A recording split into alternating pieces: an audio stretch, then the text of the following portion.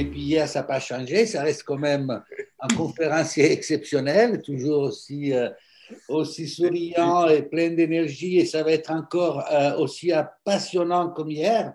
Je crois que tu as marqué beaucoup d'esprit hier par rapport à nos hormones, comment ça se passe, cet univers magnifique qui est hormonal. Et puis aujourd'hui, tu vas nous faire quelque chose aussi passionnant sur le SIBO. Donc, on passe sur tes lèvres et on attend avec impatience le début. Bon, bah, je crois qu'entre Alexandra et moi, on va faire un petit peu quand même des régulateurs sur le temps, hein, parce que déjà on a pris un petit peu de retard, on a des difficultés à vous arrêter, mais il y aura un moment donné, voilà.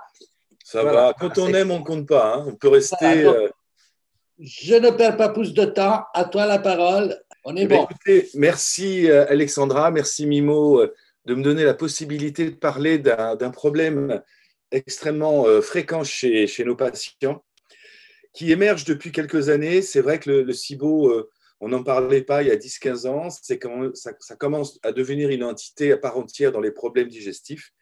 Et donc, je suis ravi de pouvoir donner un petit peu mon approche en médecine fonctionnelle sur ce fameux SIBO. Alors, c'est quoi déjà le SIBO?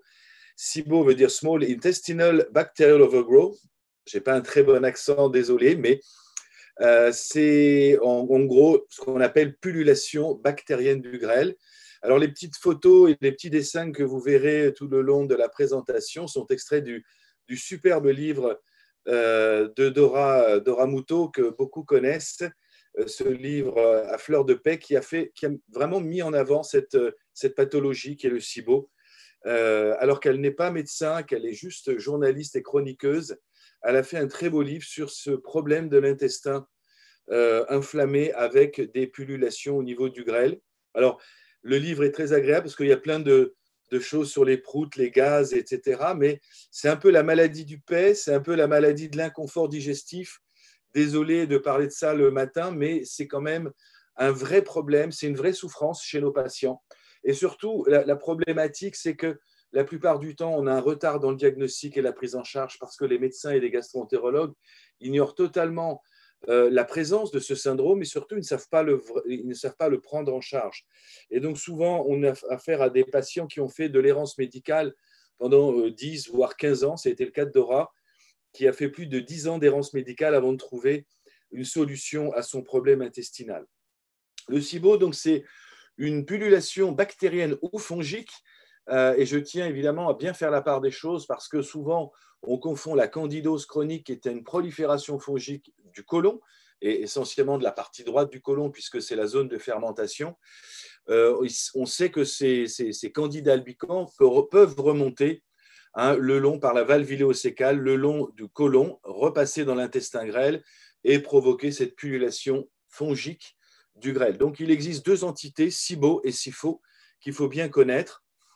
On sait que c'est depuis à peine une dizaine d'années que les entités scientifiques commencent un petit peu à s'intéresser à ce fameux SIBO-SIFO.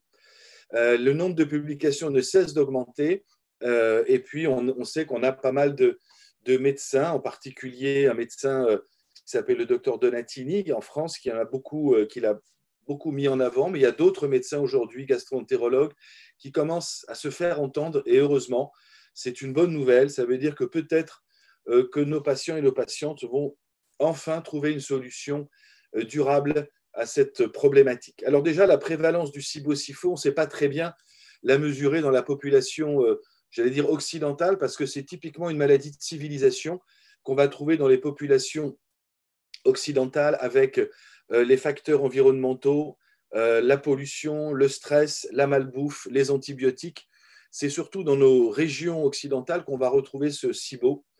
Et aujourd'hui, on sait que pratiquement un syndrome d'intestin irritable sur deux correspond à ce fameux SIBO et SIFO. C'est une prévalence extrêmement importante et encore plus dans les maladies cœliaques. Quasiment 50% des maladies cœliaques présentent un SIBO. Dans un groupe de personnes âgées, on a calculé jusqu'à 90% de présence de SIBO avec une malabsorption du lactose. Donc, on voit que les populations âgées et vieillissantes sont beaucoup plus sujettes à ces proliférations bactérienne du grêle. Les patients obèses aussi vont avoir un taux, une prévalence du SIBO et du SIFO beaucoup plus élevé que les populations non obèses. On le sait aujourd'hui, la population surpoids a des problèmes de dysbiose et une des causes du surpoids et de l'obésité, probablement une perturbation du microbiote. Ce microbiote qui va évidemment se déséquilibrer et qui peut ensuite évoluer vers une prolifération bactérienne dans le grêle. Donc voilà un petit peu pour l'épidémiologie. La physiopathologie, on la connaît bien, elle est multiple. On sait que le SIBO et le SIFO vont se développer lorsque les mécanismes homéostatiques qui contrôlent les populations de bactéries ou de levures entériques sont perturbés. Donc ça, c'est très important à comprendre. À partir du moment où on a un de ces quatre dysfonctionnements, on peut présenter un SIBO ou un SIFO. Donc le numéro 1 et la cause majeure, c'est quand même la dysfonction de la motilité intestinale. On parle donc d'atteinte du CMM, complexe moteur migrant. Une des autres causes importantes du SIBO-SIFO sont les dysfonctions anatomiques. Donc, on va les retrouver essentiellement après des interventions chirurgicales comme les sleeves ou les bypass, mais aussi les hémicolectomies, les sigmoïdites, les anses borgnes, etc. On a aussi beaucoup de cas de SIBO qui se développent chez les personnes qui ont des perturbations des sécrétions digestives, en particulier pancréato-biliaires, mais aussi un défaut d'acidité gastrique qu'on appelle A ou hypochloridrie, qui est une des causes majeures de SIBO et de SIFO. Et puis, on a bien sûr toutes les perturbations des terrains immuno-inflammatoires, en particulier de toutes les dysfonctions des mécanismes antibactériens, et en particulier au niveau gastrique, c'est l'acidité gastrique qui forme un barrage pour empêcher les proliférations bactériennes dans l'intestin grêle. Alors, qu'est-ce que c'est que ce complexe moteur migrant ? Je vous ai mis ici le super dessin, je trouve. Il y a beaucoup d'illustrations dans le livre de Dora qui sont très sympathiques. C'est quoi ce MMC ou ce CMM ? Eh bien, en fait, c'est un système de nettoyage automatique qui est activé après chaque repas. Entre chaque repas, en fait, vous avez un système de nettoyage automatique du grêle qui va pousser les déchets non digérés vers la sortie, afin de laisser la place propre pour le repas suivant.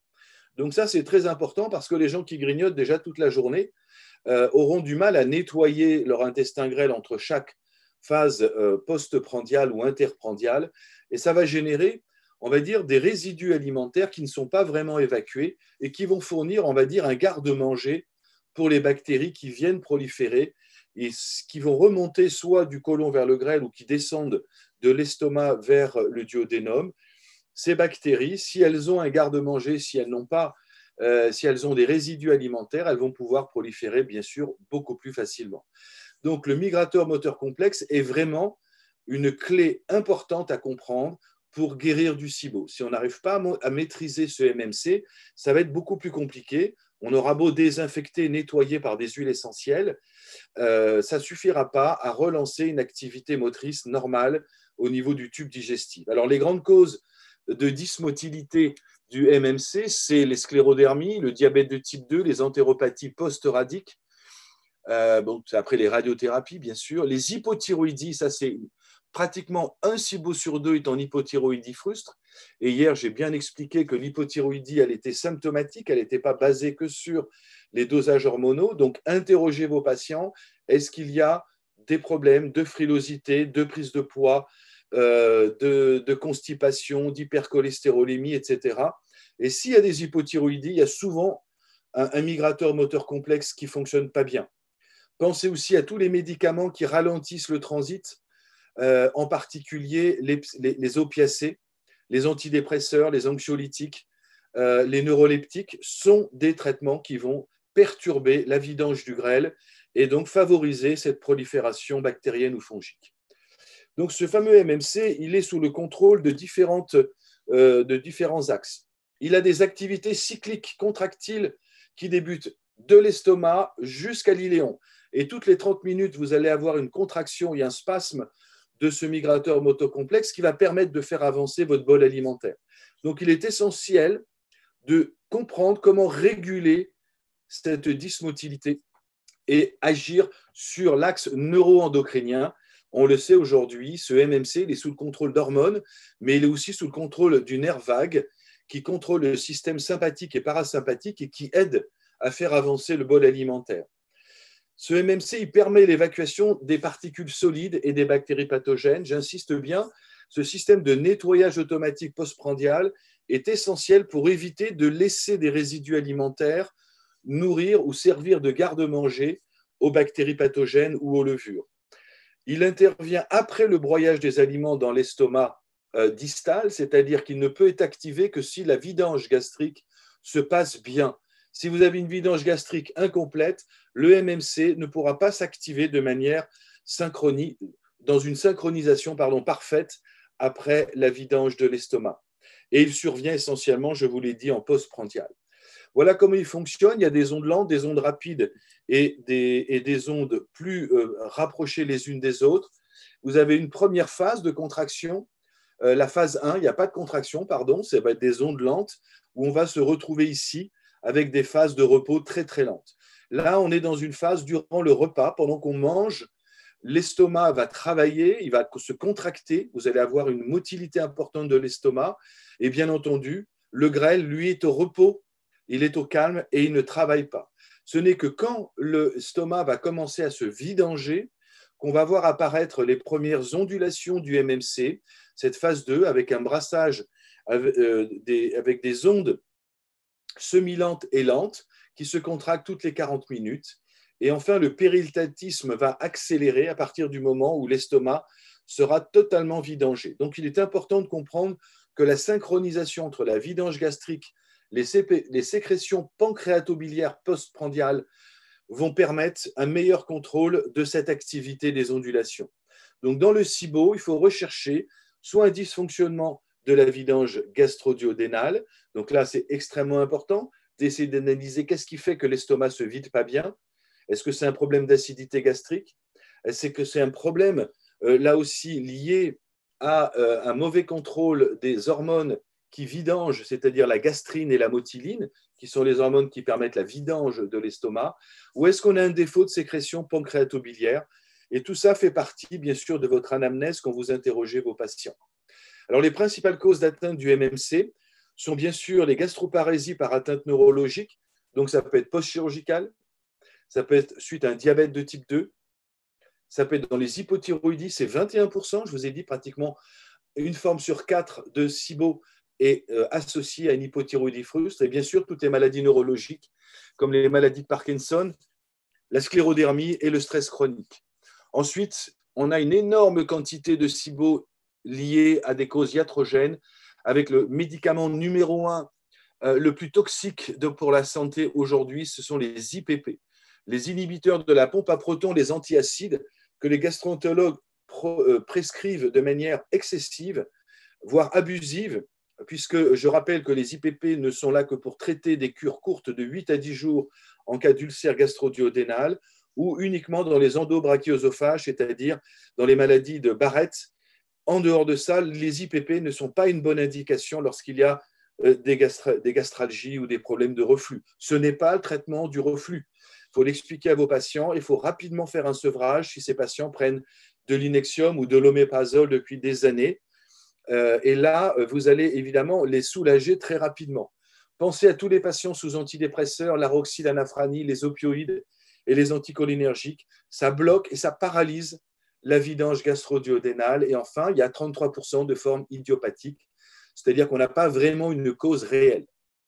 Alors, les causes anatomiques, on le sait, sont aussi une cause majeure de SIBO. Ça peut être des sténoses, des adhérences post-chirurgicales, des tumeurs du grêle aussi qui peuvent donner du SIBO, les diverticules duodénaux, jéjunaux, les séquelles d'une chirurgie abdominale, en particulier ce qu'on appelle l'Ansborgne. C'est quand on fait évidemment une résection d'un intestin et qu'on laisse une petite poche qui peut se surinfecter avec des proliférations bactériennes ou fongiques. Les résections des valves iléosécales, c'est-à-dire que la valve qui bloque le reflux du côlon vers le grêle peut être perturbée. En gros, ici, vous avez le côlon, vous voyez, et ici, vous avez le jéjunum, la partie terminale du duodénum. Et cette valve, normalement, elle empêche la remontée, j'allais dire, de la fosse septique, puisque le côlon, on peut l'imaginer comme une fosse septique, vers votre tuyauterie vers votre salle de bain ou vers votre cuisine. Donc, c'est quand même pas très agréable. Et on voit que cette valve, elle est normalement censée être hermétique à partir du moment où votre grêle s'est totalement vidangée dans le côlon. Donc, si vous avez une insuffisance de fermeture de cette zone-là, vous allez avoir des bactéries qui vont remonter du côlon vers le grêle.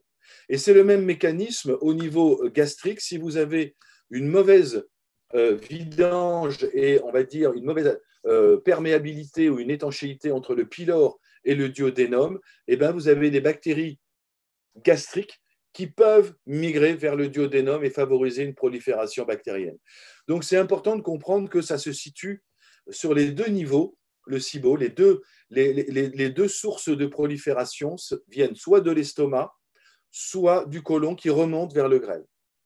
Il y a des pseudo-obstructions aussi de l'intestin grêle qui provoquaient le SIBO, les sténoses du grêle aussi, les résections gastriques, en particulier dans les sleeves, et tous les bypass et les chirurgies bariatriques, bien entendu. Troisième cause de SIBO, ce sont les dysfonctions des sécrétions digestives. J'ai parlé de la chlorhydrie, c'est une cause numéro 1. Donc, faites le test de recherche d'hypochlorhydrie. Je vais en parler juste après. Le test au bicarbonate est fondamental dans le cadre d'un SIBO pour éliminer une achlorhydrie ou une hypochlorhydrie. Alors, vous avez des achlorhydries dans les gastrites atrophiques, dans la prise d'IPP, dans les infections à Helicobacter pylori, dans le vieillissement, dans le stress et l'insuffisance surrénalienne dont j'ai parlé hier, dans les hypercorticismes, vous allez avoir des achlorhydries. Et puis, rechercher les insuffisances pancréatobiliaires, que ce soit insuffisance pancréatique, soit les pancréatites chroniques, soit les insuffisances pancréatiques exocrines. Donc là, il faut évidemment faire des dosages, mesurer ce qu'on appelle l'élastase pancréatique, l'alpha-antitrypsine, doser l'élastase, mais aussi l'amylase, les lipases. Vous pouvez doser tous ces enzymes pancréatiques pour mesurer l'activité pancréatique. Pour la bile, c'est aussi intéressant. Vous avez ce qu'on appelle des cholestases ou des pathologies, ce qu'on appelle des dyskinésies biliaires. Ce sont des personnes qui ont des vésicules qui sont un peu feignantes, qui ne se vidangent pas bien. Et donc, du coup, ça va perturber la phase de digestion biliaire. Je vous rappelle que les sels biliaires sont une source importante pour absorber les graisses. Et le premier symptôme d'insuffisance d'acide biliaire, c'est la stéatorée. Ce sont les selles un petit peu grasses. Ce sont les états nauséeux, les remontées de bile, la digestion lente, la dyspepsie. Ça, c'est très important. Il existe aujourd'hui des moyens d'analyser ces sels biliaires. Ça s'appelle le profil en acide biliaire que vous pouvez demander auprès des laboratoires LIMS-Embenex en Belgique, qui ne sont pas remboursés, mais qui sont évidemment prescrits par de nombreux naturopathes. Je le sais, puisque j'en parle souvent avec eux.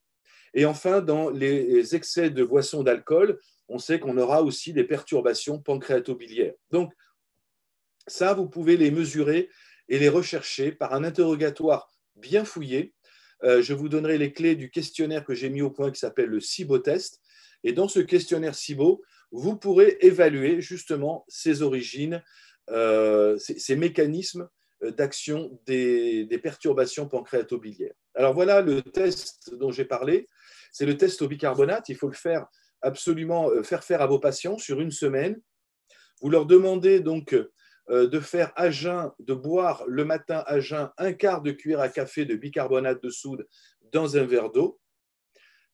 Une fois que le patient a bu son verre d'eau bicarbonatée, il va mettre le chronomètre en marche et il va mesurer le temps qu'il met pour éructer et ensuite il mesure le temps écoulé. Et ceci doit être fait pendant 5 jours consécutifs. Le bicarbonate est une base qui va rapidement réagir avec l'acide gastrique. Je vous rappelle que le pH gastrique doit être impérativement entre 0 et 2 au moment de la phase de digestion, au moment de la phase prandiale. Il est évident que quand vous prenez un IPP, le pH passe tout de suite, dans l'heure qui suit, entre 6 et 7. Donc, il est impossible de digérer de manière correcte, d'avoir une digestion gastrique correcte quand on prend des IPP, à partir du moment où on est en achlorhydrie quasiment 24 heures sur 24.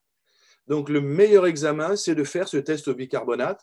Normalement, l'éructation intervient moins d'1 minute après l'absorption de l'eau bicarbonatée. Si cette éructation n'apparaît qu'après 2 ou 3 minutes ou 5 minutes, c'est qu'il existe une achlorhydrie. Si le gaz remonte au-delà de 2 minutes, il y a une hypochlorhydrie probable. Si l'éructation arrive au-delà de 5 minutes, on est dans une achloridrie quasi totale. Donc, il est impératif d'arrêter les IPP avec l'accord, bien sûr, du médecin si c'est nécessaire. Quatrième cause de SIBO, c'est perturbation des mécanismes antibactériens.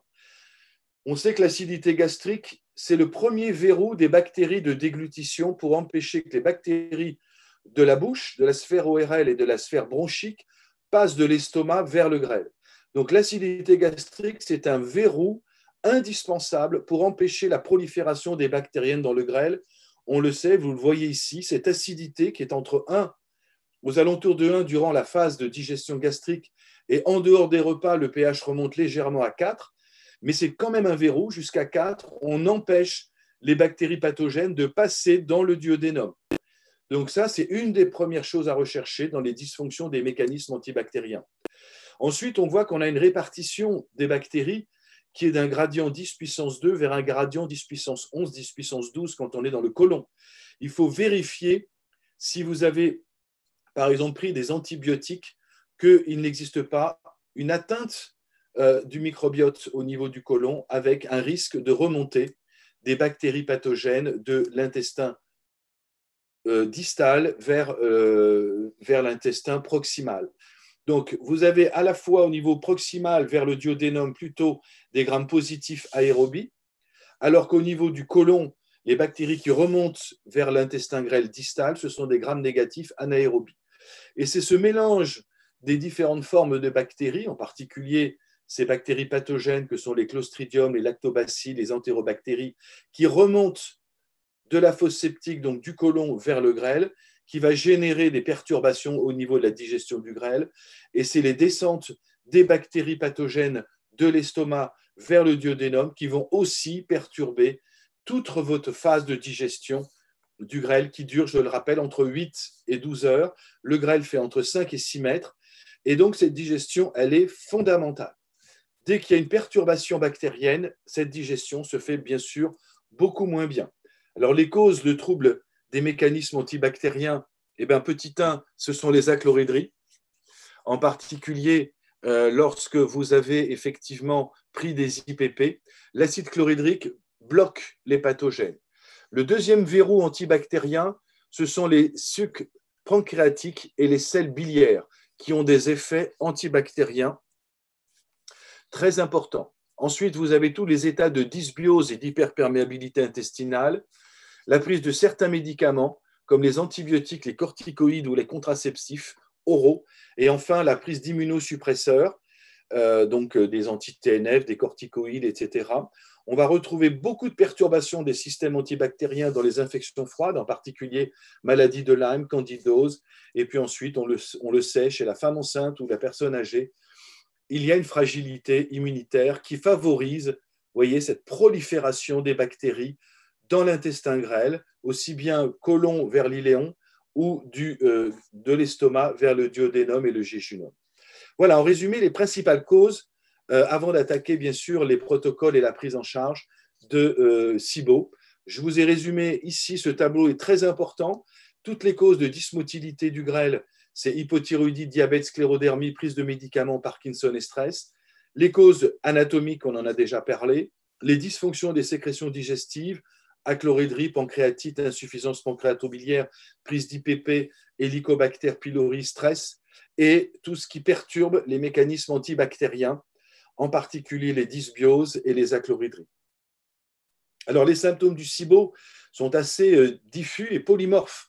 Donc, la clinique n'est pas évidente à repérer, d'où l'intérêt des questionnaires SIBO. Alors, vous avez souvent quand même des signes qui reviennent, c'est cette espèce de lenteur digestive. C'est ces personnes qui ont, après les repas, la sensation d'un estomac plein avec des ballonnements postprandiaux et une sensation de gonflement, surtout sur la partie haute au niveau du ventre, avec des gaz plus ou moins nauséabondes, hein, et ce n'est pas forcément des gaz odorants, mais ballonnement, gaz, éructation, déjà, on a quand même des signes assez caractéristiques de SIBO. Bien sûr, on va avoir un inconfort digestif.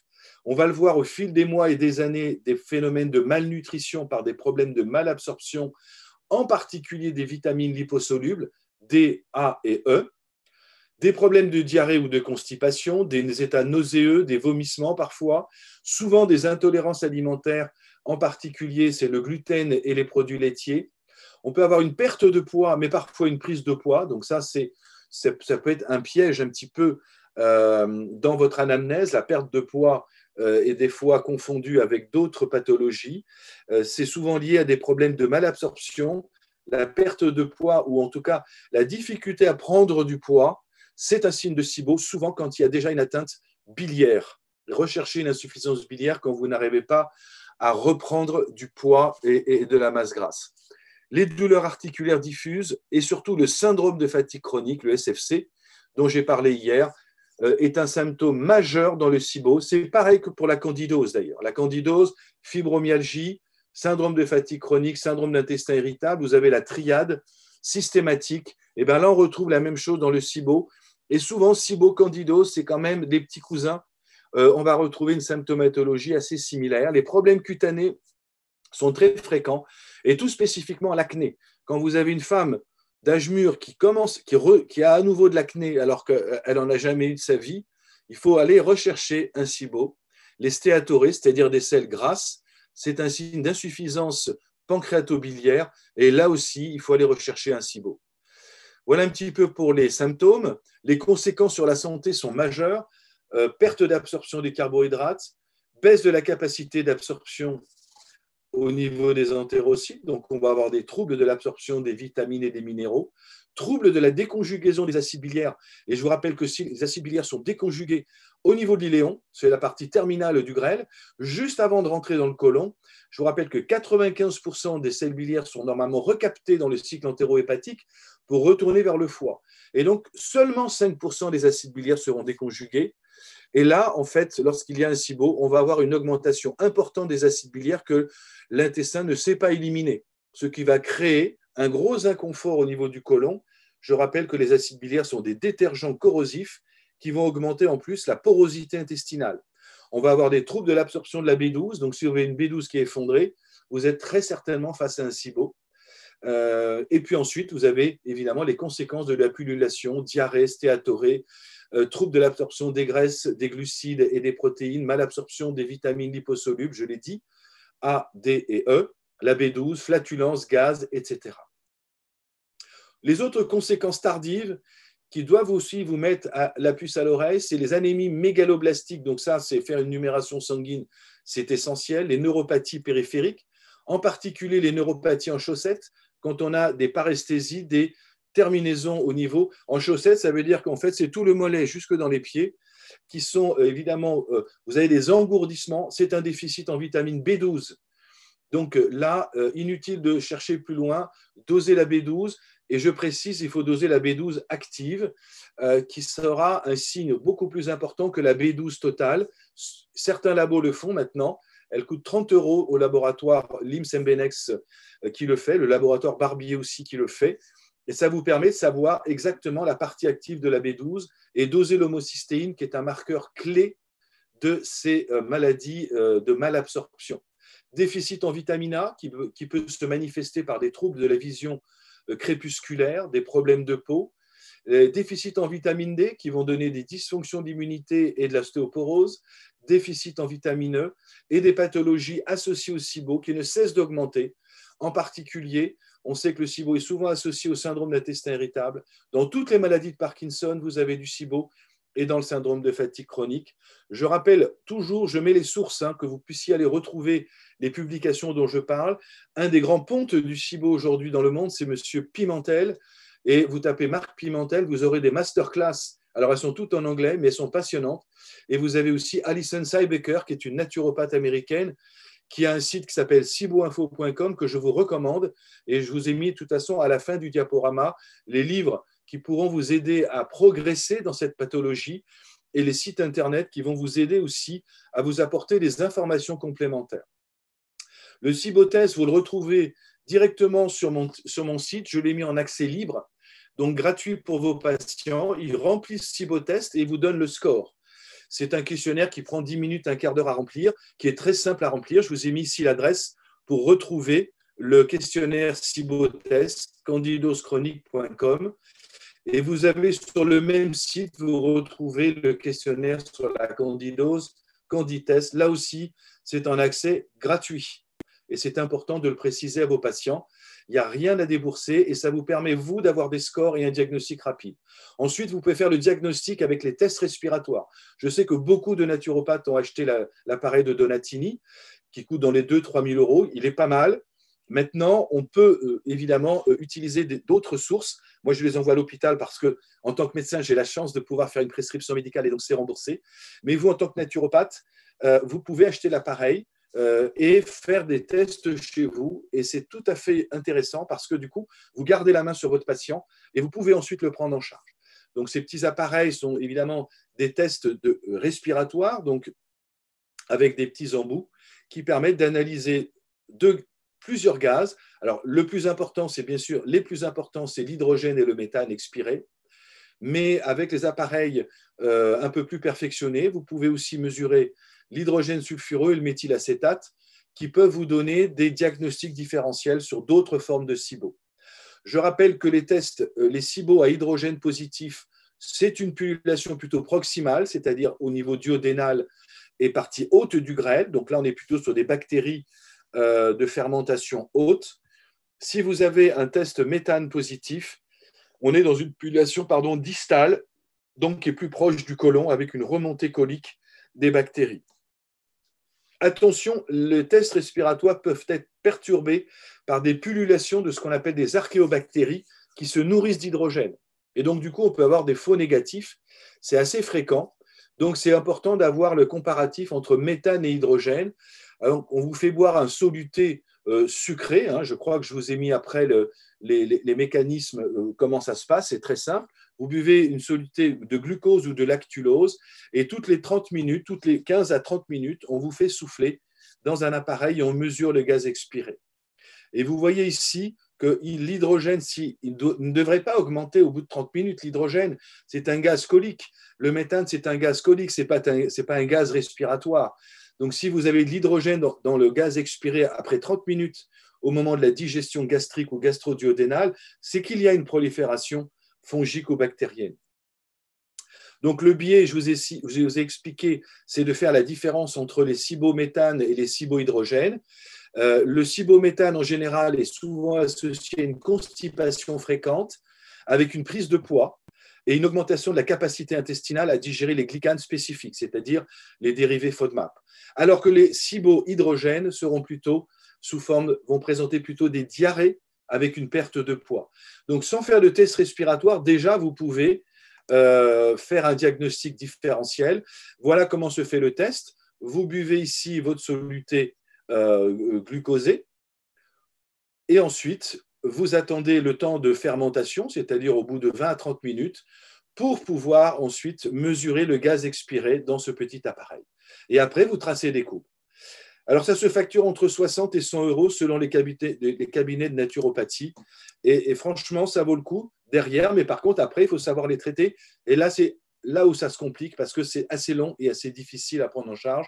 Mais je pense avoir maintenant suffisamment d'expérience pour pouvoir vous donner des clés utiles sur la prise en charge. Donc, en gros, pour le diagnostic, symptômes digestifs évoquant SIBO-SIFO, utilisez les questionnaires SIBO-test, par exemple. Il n'en existe pas beaucoup non plus sur Internet, donc le SIBO-test est en accès libre, vous pouvez toujours l'utiliser.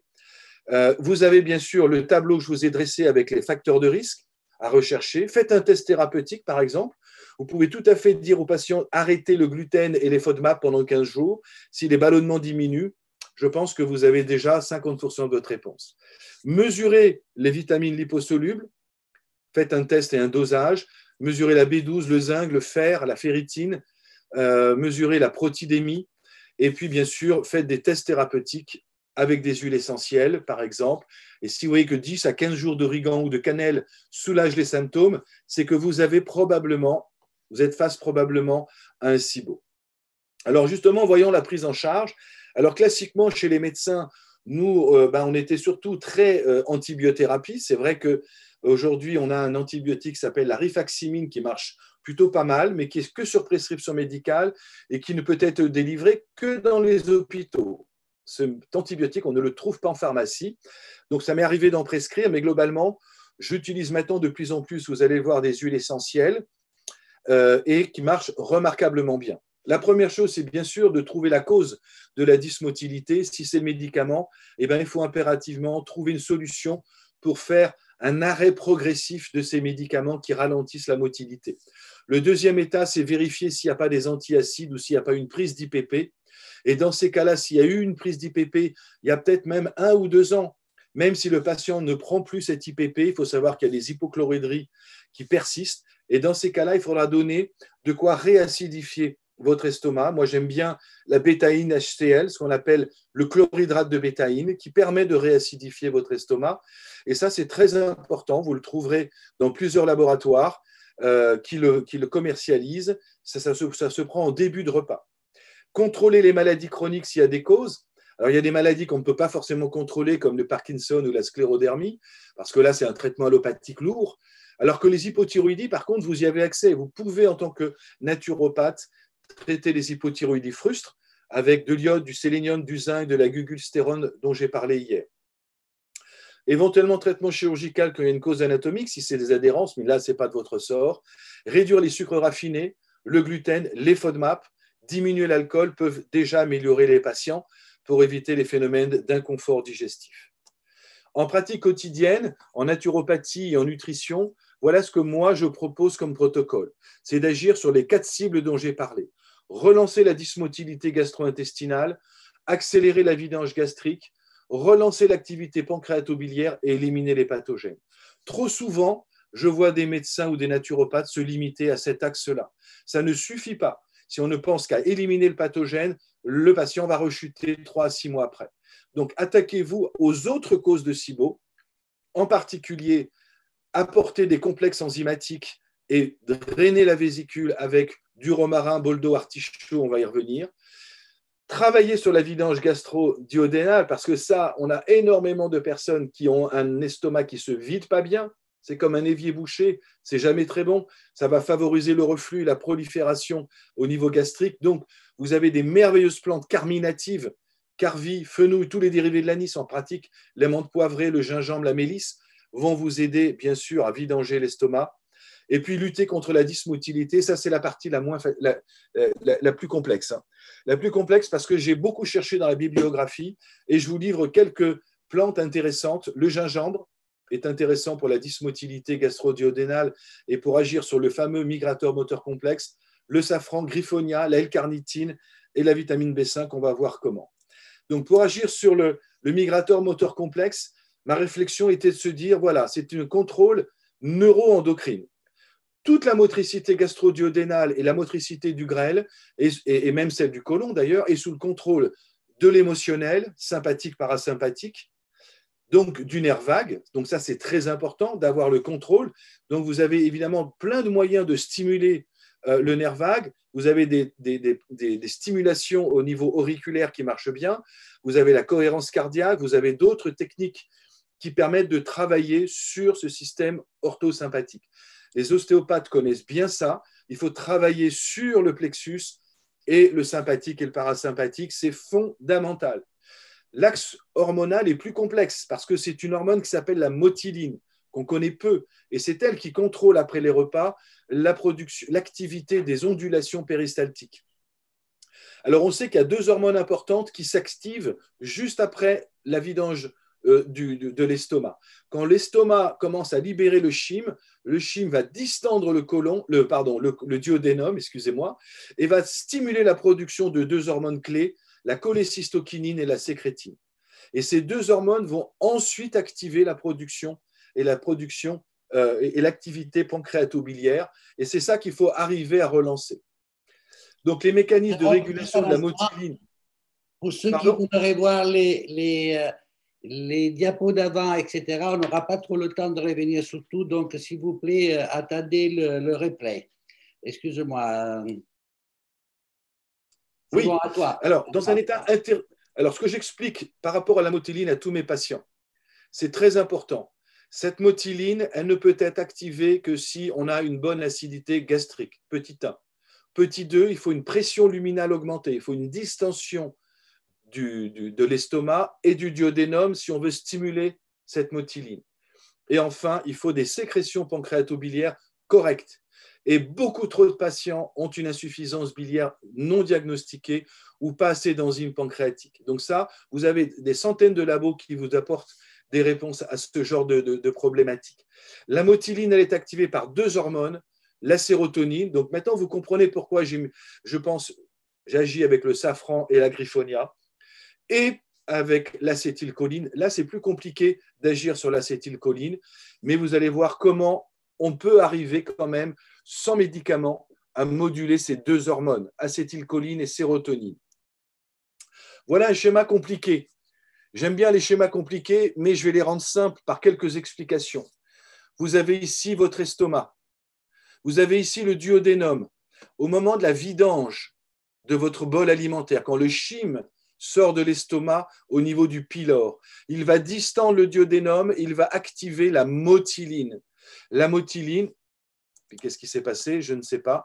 La motiline, vous le voyez, elle va activer les récepteurs au 5-HT. C'est les récepteurs à la sérotonine. La sérotonine est à 90% produite dans le tube digestif. N'oubliez jamais que la sérotonine, elle est très peu dans le cerveau. Donc, il est important de comprendre que 80 à 90% de la sérotonine agit au niveau du tube digestif parce que c'est elle qui est le chef d'orchestre de la motricité gastro-duodénale et la motricité du grêle. Donc, si vous agissez sur les cellules entérochromaffines, qui sont les cellules du tube digestif, vous allez relancer la production de motiline. Donc, d'où l'intérêt du safran et de la griffonia. Ensuite, il faut favoriser la vidange de l'estomac. Je l'ai dit, j'utilise gingembre-mélisse qui va ensuite agir sur le nerf vague avec la boucle afférente. Vous savez que le nerf vague est un nerf autonome qui est sous le contrôle, bien sûr, de la distension et de la vidange gastrique, mais aussi le contrôle de vos émotions. Donc, les gens stressés qui digèrent mal, on le sait, vont bloquer le tractus ici solitarius et vont bloquer le système au niveau du cerveau qui permet la relâche de l'estomac et la vidange. On a tous connu quand avant un examen, la boule à l'estomac. On est contracté, on est spasmé. Et c'est parce que votre nerf vague n'est pas relâché.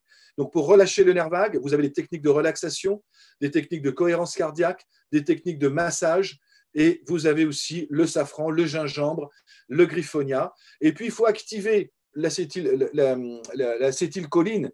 Alors, moi, j'ai trouvé deux possibilités. C'est l'acétyl-L-carnitine, ou la L-carnitine qu'on connaît bien, qui est un précurseur de l'acétylcholine et qui permet d'activer ce migrator moteur complexe.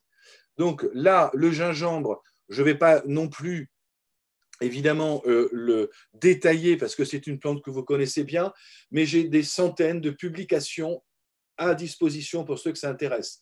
Effet carminatif, accélère la vidange gastrique, évite, relance la motiline, action sur la motiline, sur la gréline, hormone de grâce évidemment à cette plante. Beaucoup d'essais cliniques, bien sûr, sur le gingembre. Les études, il y en a une, c'est une étude italienne, ça va faire plaisir à Mimo, donc, que j'ai trouvé dans une revue Evidence-Based Complement Alternative Medicine. C'est un produit d'ailleurs qui est vendu en Italie, qui s'appelle Prodigest et qui apporte de l'artichaut et du gingembre. Étude randomisée en double aveugle pendant 4 semaines avec 20 mg de gingembre. Ils ont permis d'augmenter dans une population de 18 à 70 ans les troubles de la vidange gastrique. Et ce, très rapidement, dès 4 semaines, versus placebo. Donc, on améliore la dyspepsie. L'artichaut, il agit sur, bien sûr, la sécrétion biliaire, mais le gingembre, il accélère et il améliore la vidange gastrique. La sérotonine, elle est importante, je vous l'ai dit, c'est l'hormone clé de la motilité gastro-intestinale.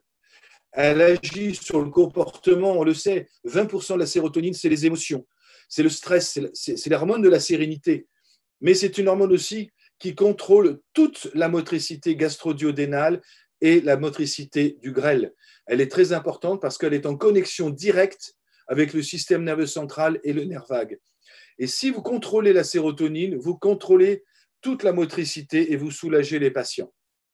Donc ça, c'est important de comprendre que les pompes dès la vidange, va agir en ondulation jusqu'au côlon. Et tout ça sous l'effet de la sérotonine.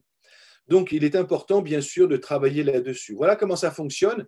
Au niveau proximal, vous avez des récepteurs au 5-HT, hydroxytryptophane, hein, qui vont permettre ici de spasmer. Vous allez avoir évidemment des phénomènes d'ondulation qui vont permettre petit à petit de faire avancer votre bol fécal vers le côlon. Et c'est comme ça que vous allez activer le MMC et vidanger votre grêle correctement pour éviter la prolifération des bactéries. Donc, on a une action proximale, c'est les récepteurs 5-HT4. Là, c'est le safran qu'on va utiliser. Et les récepteurs distaux qui, eux, au contraire, stimulent les afférences vagales et activent évidemment toute la motricité pour la contractilité du passage du bol alimentaire vers le côlon.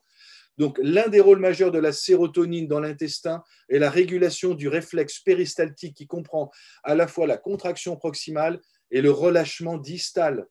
Ça, c'est hyper important à comprendre. Elle met en action une boucle réflexe avec le neurone acétylcholine via les afférences vagales, l'administration d'agonistes du 5-HT4. À une époque, on avait un médicament qui s'appelait le prépulside, qui n'existe plus, qui s'appelle cisapride. Mais aujourd'hui, moi, je le remplace par le safran ou le griffonia et la L-carnitine qui auront les mêmes effets. Ça permet de promouvoir la vidange gastrique et d'accélérer le transit intestinal. Donc, stimuler naturellement le 5-HT, c'est le safran, que vous connaissez, qui est un inhibiteur de recapture de la sérotonine par son principe actif, qui est le safranal, et des composés comme la crocine, qui est un polyphénol qui va permettre de stimuler. En médecine traditionnelle chinoise, le Crocus sativus a été fréquemment utilisé comme sédatif, antispasmodique, stimulant digestif et eupeptique. Donc, on voit bien qu'il a un effet sur ces bêta-2 adrénorécepteurs. Les effets prouvés, le safran renforce la motricité de l'estomac, réduction de l'appétit, de l'acidité gastrique et améliore la digestion. Il a un effet, enfin, il diminue l'appétit, il augmente l'acidité gastrique, pardon. Donc là, il y a une petite faute un petit peu au niveau de mon texte, mais en gros, il y a une modulation du pH. Les résultats sont prouvés que le safran peut inhiber les ulcères de stress et agir sur l'histamine. Le safran a une action mieux relaxante au niveau de l'iléon. Il relâche l'iléon terminal pour pouvoir favoriser le remplissage du côlon. Donc voilà comment on va optimiser l'action sur l'acétylcholine, donc au niveau distal et au niveau donc de l'iléon terminal, c'est par la L-carnitine. Alors comment ça agit? En gros, l'acétylcholine est fabriquée à partir de la choline. La choline elle-même peut être soit puisée dans votre alimentation, dans les œufs en particulier, vous avez de la choline. C'est un corps gras très important pour la mémoire. Je rappelle, hein, l'acétylcholine, dans l'Alzheimer, c'est un défaut d'acétylcholine qui crée les troubles de la mémoire. Mais il y a surtout un autre composé qui est la DMAE, la voilà, j'allais le dire, la DMAE, qui se transforme en choline sous l'action d'une méthylation. Donc, quand vous donnez de la L-carnitine, vous allez activer ce qu'on appelle les CAT, qui sont ce qu'on appelle l'acétylcholine transférase, qui est une enzyme qui permet de transformer la choline en acétylcholine. Voilà un petit peu comment j'ai pu élaborer ce protocole. Il y a un produit en fait qui s'appelle Motil Pro, qui est un produit suisse qu'on trouve plus ou moins sur Internet, et c'est là-dessus que je me suis inspiré. J'ai vu ce produit Motil Pro qui était utilisé beaucoup par les naturopathes en Suisse. Je me suis inspiré d'eux et j'ai formulé moi un produit pour un labo dont on taira, puisque on ne parle pas de produits, mais j'ai formulé un produit qui s'appelle Machin Cibo, que vous trouverez sur Internet, et j'ai mis donc de la L-carnitine pour cette action sur les acétylcholine transférase. Donc voilà un petit peu pour l'action. Alors là, je passe parce que c'est toutes les études qui m'ont aidé à comprendre comment la L-carnitine peut agir sur l'acétylcholine. Tout ça, c'est des études que vous pouvez retrouver facilement, vous procurer. Donc, on arrive effectivement à l'action sur le MMC. En résumé, il faut moduler le signaling de la sérotonine et stimuler évidemment la vidange avec le gingembre et la mélisse, stimuler les neurones entériques pour l'activation des récepteurs au 5-hydroxytryptophane avec le safran griffonia, et soutien de la santé neuronale autonome pour contribuer à un groupe acétyl, etc. Deuxième phase, donc premièrement, activer le MMC. Deuxièmement, vidange gastrique. Ça, c'est très important. La phase de remplissage de l'estomac, elle est en plusieurs étapes. Quand vous mangez, le bol alimentaire descend dans l'estomac au niveau ici, hein, au niveau de la partie haute. Ça va activer des mécanorécepteurs. Donc là, on est au niveau de l'anse, ici, de l'estomac. La distension de cette partie haute va activer des mécanorécepteurs pharyngo-œsophagiens qui vont stimuler le nerf vague, qui vont favoriser un rétrocontrôle négatif sur le muscle proximal. Ici, ça va relâcher la musculature phindique au niveau du fundus et ça va permettre au bol alimentaire de descendre de l'antre, ici, gastrique, vers le fundus. Et ouverture des portes. En gros, hein, c'est un petit peu comme les écluses d'une rivière ou d'un fleuve. Il faut que progressivement le niveau de l'eau monte pour distendre la partie ici distale, et à partir de là, on va avoir le pylore qui s'ouvre sous l'effet de mécanorécepteurs et, encore une fois, de l'acétylcholine et du nerf vague.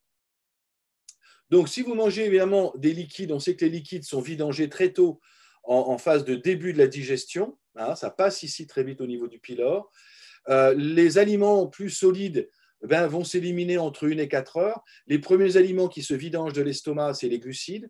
Ensuite, c'est les protides. Et les lipides partent en dernier. C'est pour ça que quand vous mangez une tartiflette ou une raclette, vous avez un poids sur l'estomac pendant 2-3 heures, voire plus. Et les solides indigestibles, eux, partent en dernier. Donc, c'est important de comprendre qu'il y a une rythmicité neuro-hormonale dans la vidange gastro-duodénale. Et tout ça encore sous le contrôle du nerf vague, de l'acétylcholine, de la gastrine et de la motiline. Et c'est cette synchronisation, encore on parle d'hormones comme hier, c'est cette symphonie hormonale qui va vous aider. Donc moi je conseille une plante extraordinaire pour cette vidange gastrique, c'est l'extrait de Carvi, le cumin des prés qu'on connaît bien. C'est une plante sécrétagogue, hein, qui augmente les sécrétions salivaires, gastriques et biliaires, mais qui augmente le péristaltisme et la vidange gastrique. On appelle ça une plante carminative. Petit 1, donc le Carvi, ça c'est une plante extraordinaire. Voilà les études, vous avez des publications. Son composé actif, c'est la carvone, qui a un effet antispasmodique, anti-inflammatoire. Vous avez les carvacrols, vous connaissez bien sûr aussi sous forme d'huile essentielle. Attention, les huiles essentielles sont mal supportées dans le SIBO. Il faut vraiment des capsules gastro-résistantes ou mettre une vraie mie de pain dedans, il faut les emmailloter. Donc moi, je les utilise en extrait sec. Et là, dans la formule que j'ai faite pour donc, ce laboratoire, j'ai mis une poudre sèche, mais vous pouvez l'utiliser éventuellement sous forme d'huile essentielle, mais dans un enrobage gastro-résistant si vous voulez éviter les remontées. L'extrait de menthe poivrée qu'on peut utiliser en olfactif, en huile essentielle ou en poudre ou en forme sèche. C'est un décontracturant musculaire, antispasmodique, relaxant du muscle lisse intestinal. Il inhibe, vous voyez, l'acétylcholinestérase, la fameuse enzyme dont j'ai parlé tout à l'heure.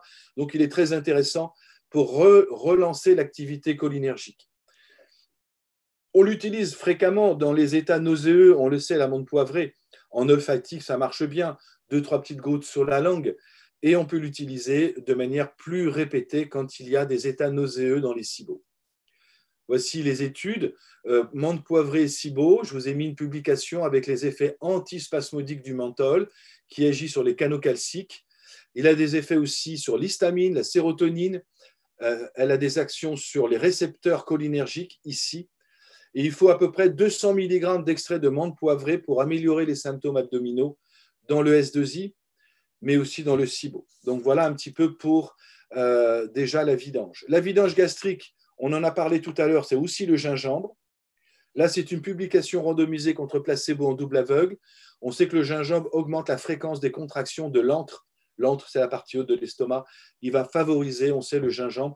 Donc souvent, menthe, poivrée, gingembre, dans les états nauséeux, dans les pesanteurs et les lenteurs digestives qu'on appelle les dyspepsies, on le sait très bien en phytoaromathérapie, sont des plantes extraordinaires pour soulager vos patients. Je vous ai mis les doses à peu près 1 gramme de poudre qui va vous apporter à peu près 100 grammes d'extrait. Utilisez des extraits titrés. Ça sera beaucoup plus efficace qu'un totum de plantes gingembre. Vous aurez des résultats plus rapides. Troisième axe, c'est relancer l'activité enzymatique. On l'a dit, c'est très important. Les sécrétions biliaires, les sécrétions pancréatiques. On sait très bien que l'arrivée ici du chyme dans le duodénum provoque la libération de la sécrétine et de la cholécystokinine au niveau des cellules endocrines du duodénum, ici. Elles vont passer dans le sang, ces sécrétines, et ensuite elles vont aller exciter, stimuler le pancréas pour produire des bicarbonates, pour tamponner l'acidité de l'estomac, c'est évident, mais aussi pour activer la sécrétion des sucs pancréatiques. Et la sécrétine continue son chemin pour aller activer la chasse biliaire. Il faut vidanger la vésicule pour que les selles biliaires puissent émulsionner les graisses alimentaires. Et donc, si ça ne fonctionne pas, votre estomac, il ne va pas se vider. Il va rester un fond d'évier plein et vous allez avoir des pesanteurs postprandiales, des raux, des éructations, un mal-être et une fatigue postprandiale. Donc, pour l'action sur la motiline, évidemment, c'est important. On va travailler sur les sécrétions pancréatobiliaires. Donc là, je passe. La régulation nerveuse par le nerf sympathique et parasympathique, je passe. C'est important d'agir en fait sur la sécrétine et la cholécystokinine. Et qu'est-ce qu'on peut faire? En fait, il va falloir donner des enzymes pancréatiques et agir sur les sécrétions pancréatobiliaires. Alors là, c'est une étude très intéressante, je vous l'ai laissée, qui montre bien la relation entre insuffisance pancréatobiliaire et SIBO, et en particulier dans les pancréatites alcooliques ou médicamenteuses ou lithiasiques. Vous avez différentes formes de pancréatite et il est essentiel, bien sûr, de les diagnostiquer et de les traiter, bien sûr, avec un régime alimentaire et des enzymes digestives. Le pancréas est un organe clé dans la digestion, vous le savez, qui produit des amylases, des lipases et des protéases.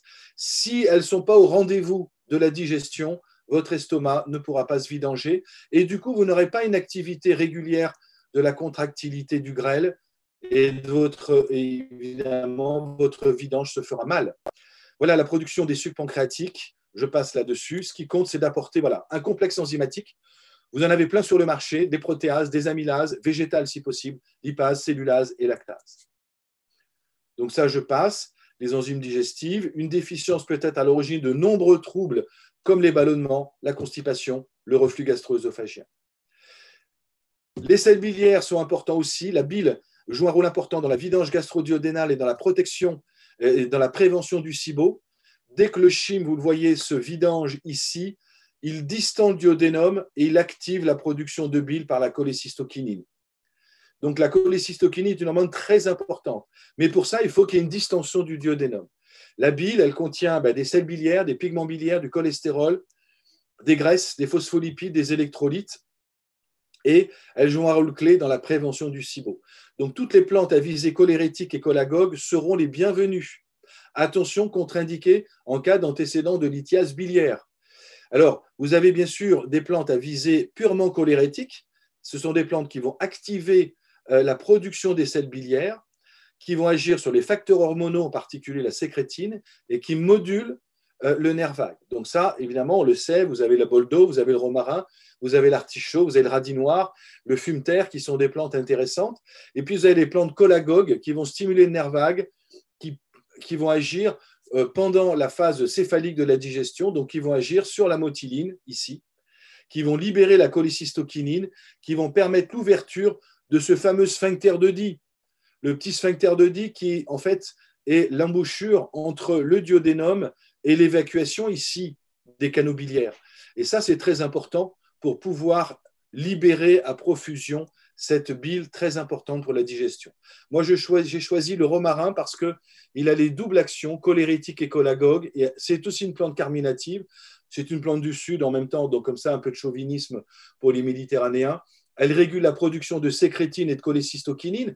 Donc le romarin, c'est là aussi un couteau suisse important. Elle contient de la choline, qui agit comme régulateur des lipides au niveau du foie. Et on a vu que la choline, c'est précurseur de l'acétylcholine. Donc, vous avez tout intérêt à utiliser des fortes quantités de romarin. La plupart du temps, j'utilise des extraits secs titrés en rosmanol ou en carnosol. Le romarin est contrôle des sécrétions digestives. C'est l'EMA où vous avez le plus de publications, European Medicine Agency, où vous retrouvez sur la partie plantes et phytothérapie toutes les études sur le romarin dans l'effet cholérétique et cholagogue, dans les dyspepsies atoniques, dans les protections des hépatocytes, etc.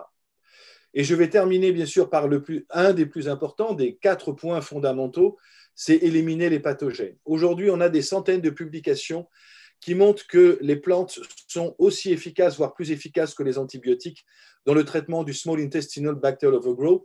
Voici une publication très intéressante qui est sortie en 2012, donc c'est récent, et qui montre bien l'effet intéressant. Je vous traduis la conclusion.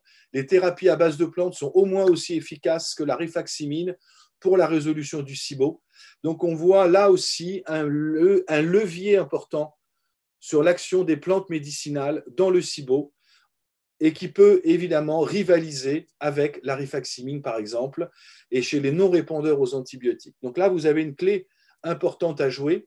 Éliminer les pathogènes, c'est les protocoles. Alors attention, les huiles essentielles, ce n'est pas plus de 15 à 20 jours, en particulier si vous utilisez de l'origan, qui peut être assez agressif. Alors moi, j'utilise plusieurs huiles essentielles.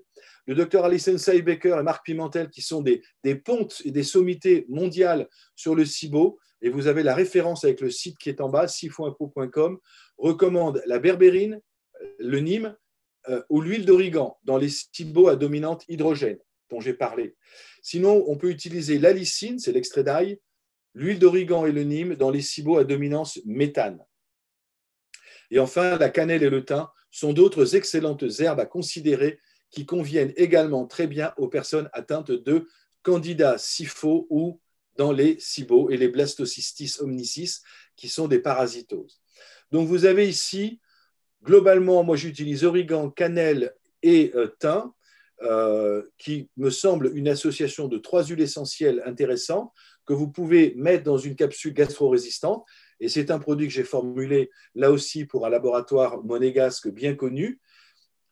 Évidence scientifique sur les huiles essentielles. Je vais aller vite parce que j'ai déjà dépassé mon temps de parole et je vois Mimo qui s'impatiente. J'ai quasiment terminé, je te rassure, Mimo. La lysine, alors vous avez un composé intéressant que vous pouvez retrouver sur Internet qui s'appelle Alimax. Je donnerai les liens du site où vous pouvez acheter l'Alimax. C'est un site anglais. Je donnerai les liens à Alexandra pour ceux que ça intéresse. C'est l'extrait le plus titré en alicine. En France, on ne trouve pas de produit équivalent. Le plus dosé en alicine, j'ai trouvé un labo qui faisait du 1%, alors que le Alimax, il est titré jusqu'à 50% d'extrait d'ail en alicine, ce qui fait des apports beaucoup plus intenses. Attention, par contre, les relents d'ail et la laine, ce n'est pas terrible. L'Alimax n'est pas toujours bien toléré, donc c'est un produit anglais. L'origan, vous en avez des tas de formes dans le commerce. Il faut utiliser des formes gastro-résistantes parce que les remontées d'origan sont souvent désagréables. On sait que c'est un composé carvacrol et thymol important. Vous avez eu l'excellent docteur Penoël juste avant, donc je n'ai pas de très grandes compétences en aromathérapie, en tout cas pas à son niveau. J'ai suivi son enseignement que je trouve remarquable et que je conseille d'ailleurs d'aller faire ses conférences et de suivre son enseignement parce que c'est un peu notre maître à tous. Et donc, je n'aurai pas la prétention, en plus, en passant après M. Penoël, de vous faire un cours d'aromathérapie. Mais en digestif, je commence à avoir une petite expérience. La cannelle, c'est la plus efficace, c'est la cannelle de Ceylan. Choisissez l'origan, oui, c'est l'origan classique qu'il faut utiliser, l'origan vulgaire.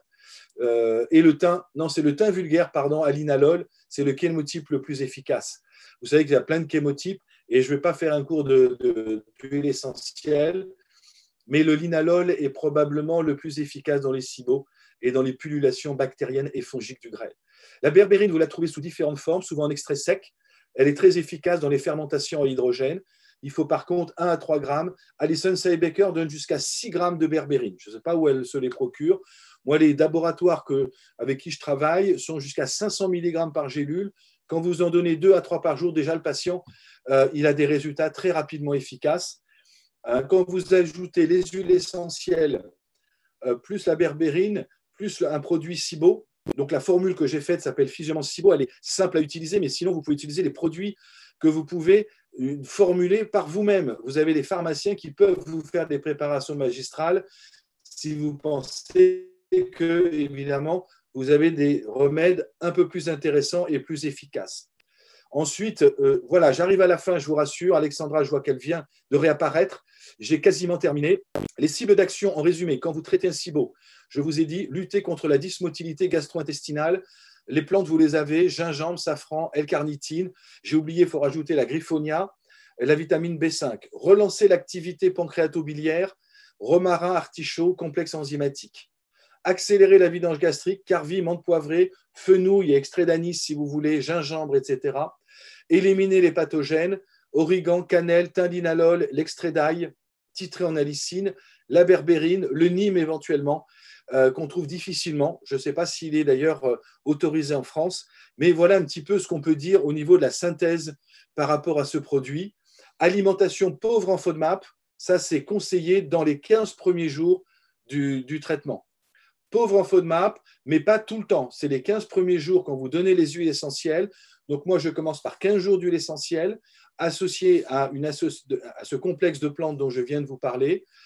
Et ensuite, les FODMAP, il va falloir faire attention à les réintroduire progressivement. Je conseille quand même de limiter le gluten qui aussi crée de l'inconfort digestif. Vous avez des tas de listes de FODMAP. Il faudra à vous de vous familiariser avec ces différentes listes parce que je ne suis pas toujours d'accord avec ce qui est proposé. Celle-ci, je l'ai trouvée sur foodinaction.com, qui est un site américain. Je le trouve plutôt bien fait. Vous avez les aliments à éviter, les aliments à privilégier qui vont vous faciliter la prescription pour vos patients. Par contre, ce n'est pas des régimes à vie. Les régimes dans les SIBO, vous en avez plein qui se courent sur Internet, pauvre en lectine, pauvre en FODMAP, pauvre en gluten. En fait, si vous lisez le livre, d'ailleurs, je vous ai mis à la fin les coordonnées de certains livres sur le SIBO, chacun y va de son propre programme. Moi, je trouve que c'est quand même l'éviction des FODMAP qui est la plus efficace. Les probiotiques, on me pose souvent la question, donc j'y réponds à l'avance parce que je pense qu'on va la voir. Il faut éviter les probiotiques en début de SIBO. Vous pouvez éviter les prébiotiques qui sont des FODMAP. Par contre, vous pouvez donner ce qu'on appelle les fibres d'acacia. La fibre d'acacia qui est intéressante parce qu'elle apporte des nutriments essentiels pour vos bactéries sans avoir les effets FODMAP. Voilà, merci de votre attention. Vous avez évidemment devant vous une petite image humoristique, mais je vais juste vous donner ici voilà, les références de livres que je peux vous conseiller si vous voulez en savoir plus sur les SIBO. Merci, désolé d'avoir dépassé un petit peu mon temps de parole. Et s'il y a des questions, je me ferai un plaisir d'y répondre. Merci beaucoup, Vincent. Bah oui, c'est difficile de t'arrêter. Hein. Tu voyais l'impatience des deux côtés, du mien et d'Alexandra. Mais bon, je ne pense pas qu'on aura le temps de répondre à des questions. Merci pour les tests en accès libre d'abord. Tu as plein de remerciements de tout le monde, évidemment. Est-ce qu'on peut t'écrire avec les questions? Parce qu'il y a eu plein de questions. Difficile de choisir sans faire de préférence à une question ou à l'autre parce qu'elles sont toutes pertinentes. Est-ce qu'on peut t'écrire pour te poser ces questions? Est-ce que tu auras la gentillesse de leur répondre? Oui, bien sûr. Voilà. Je pense que le mieux est ça. Donc, on va mettre dans le chat ton adresse mail. Je suppose que tu l'as donnée. Oui, tout à fait. Poser les questions parce que là, par respect aussi de la prochaine intervenante, on va s'arrêter là. Mais tellement passionnant que moi-même, j'ai du mal à t'interrompre. Je suis intéressé, je veux savoir. Donc, désolé pour toutes les questions si on ne peut pas y répondre tout de suite. Merci infiniment, Vincent. On a copié le lien vers le site internet. Vous avez l'ouvrage du docteur Renaud. Bien entendu, vous fouillez bien sur internet, vous trouverez les laboratoires avec les compos. Et on se retrouve à 13h30.